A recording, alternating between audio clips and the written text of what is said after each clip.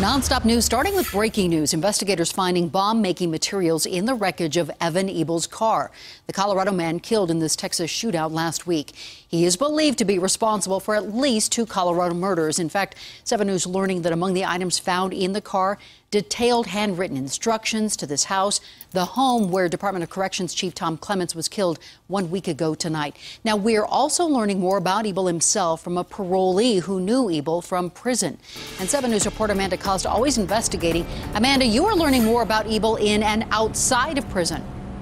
And we're hearing straight from Ryan Pettigrew, a man who began his friendship with Evan Ebel inside prison, where both men spent years in isolation, solitary confinement. Now, Pettigrew was released from prison in August of last year. Evan Ebel was released 5 months later in January. Pettigrew says they both stayed in touch, but they had struggles with adapting to life after prison. He said they were in contact, but within the last few weeks, they stopped talking.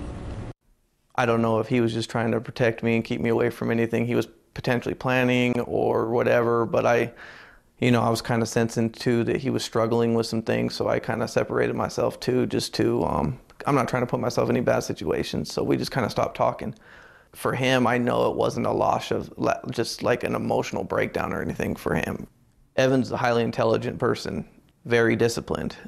I think for anything, this was what he planned to do as his final get back at the system, whereas mine is to become successful and rub it in their face. His, I guess, apparently had to be to hit them at a place where they thought that, they couldn't be touched.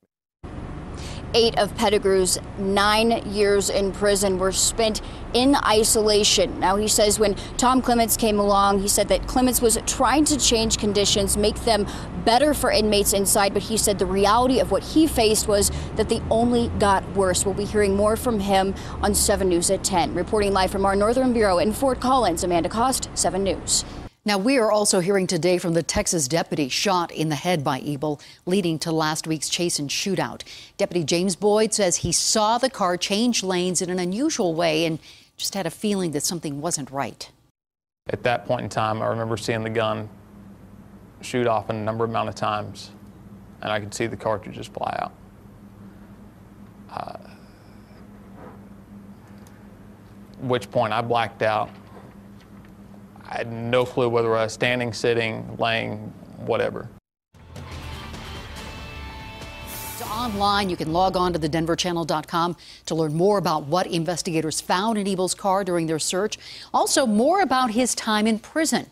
You'll also find information about tomorrow's funeral for Nate Leon, the pizza man believed to have been killed by Ebel 2 nights before Tom Clements.